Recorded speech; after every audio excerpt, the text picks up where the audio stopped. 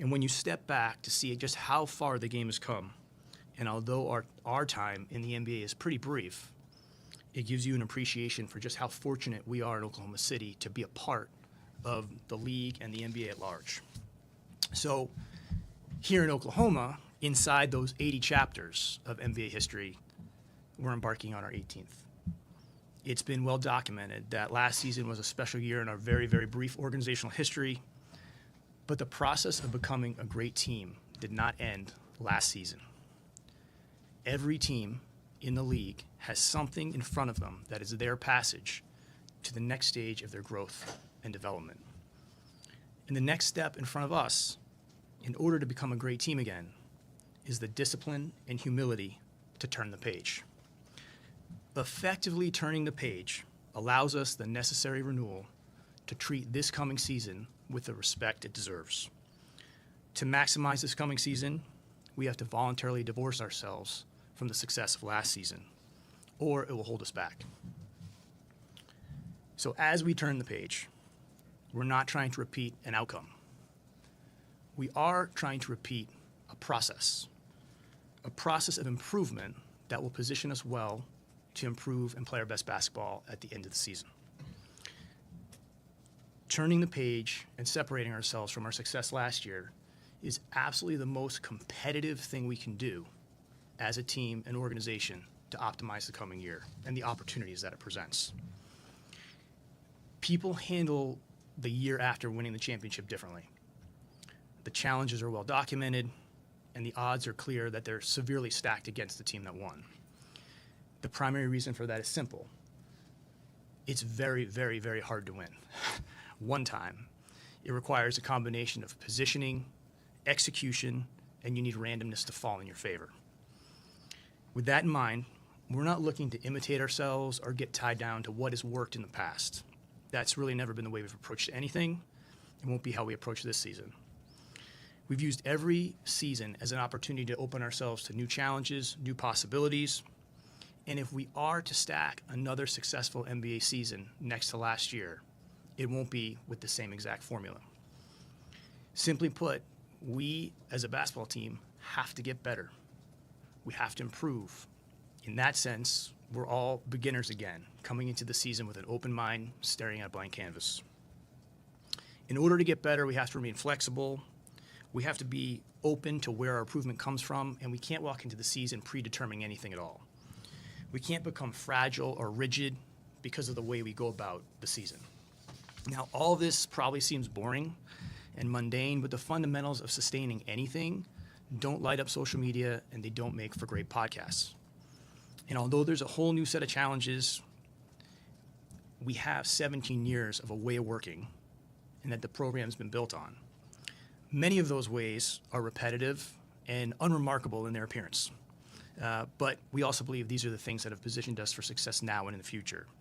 So a focus on progress, improvement, discovery of the team by being open to new ideas, that's just stacking days. Staying emotionally regulated with a deep, deep respect for our competitors and especially how great the Western Conference is, possessing a 0-0 mindset. We have to build our lineup versatility through the year, but understanding that the team is going to take different shapes and form because we're still the sixth youngest team in the NBA. And we just have to continue to position ourselves to have a very deep and flexible team whose rate of learning far exceeds their years of experience. We've got a lot to learn about the team when you think about it. Chet and Hart have only played about 20 games together. Chet himself played 32 games last year. A.J. Mitchell, 36 games. Topic hasn't played a game for the Thunder yet. When you think also through the playoff rotation last year, of all the players that played in every playoff game, those players played a collective 11 games last year at the same time. So a big part of our success in Oklahoma City has been our tolerance for the messiness and even the regression of pursuing progress and growth.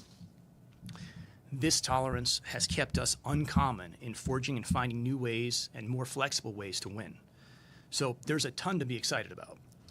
With that said, we also have to be honest with ourselves that we are as susceptible as any team to the human nature that follows any degree of high-level success. All these things are just our passage to try to maximize our team to be at our best by season's end. Since the earliest days of our repositioning, we've talked about having an offensive play style that could be scaled and built upon. And every year that Mark's been the coach, we've gotten better incrementally. We took steps last year in obviously offensive rating. Our expected numbers were up, our turnovers were down. But I don't think we're at a place yet where other teams are sitting around feeling like they can't stop us. So we're going to make strides there with incremental improvements, hopefully, potentially, hopefully getting the free throw line a little bit more, maybe some offensive rebounding. But there's opportunity for us to continue to take those steps. I think the other thing with that is when we're playing rhythmically, when we're playing in sync and on time, everybody in the building offensively feels better. The fans feel the energy from the team. And when we get to that level consistently, it's really fun to watch. Now, no team can live in that, but you have to do everything you can to try to touch it as much as possible. I think all of us know that all across every NBA practice facility, the league is filled with talent. All right, but we also know that it takes a lot more than just the talent to be able to find ways to win in various conditions. One day, the group post-game interviews are going to run their course, and that's going to be okay. Because what's made our team so strong the last several years is the shared experience of the distance traveled by the players, both good and bad. That's built belief and trust. And that trust has been tested at times, but it's always made us better. It's allowed people to rely on the complementary nature of their teammates. Our complementary players allow us to be a complete team. In sports, complementary leads to complete. To the credit of our most talented players, they've shared space and created space for everyone around them. We'll need to continue to cultivate that environment if we're to improve, and that's the charge for us this season. So in closing, no one's ever given us a hand up in the standings. There are no built-in advantages, geographical climate, coastal economic bases, or in-state tax laws to our benefit. Whatever we want, we've had to make happen. In this case, making it happen means having the discipline and the humility to turn the page and push ourselves forward.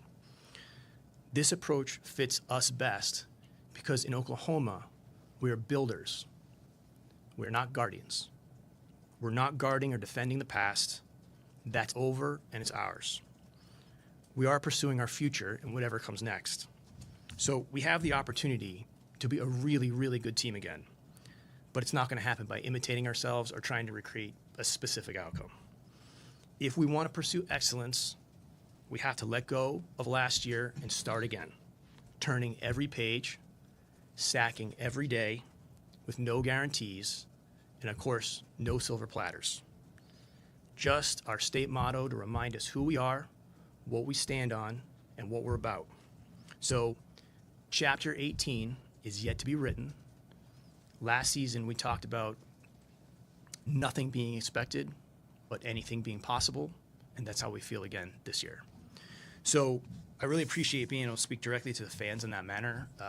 It's really an important opportunity for us as an organization to be able to convey in that way. From here, I'll answer any questions you guys have, and we'll stay here as long as you want.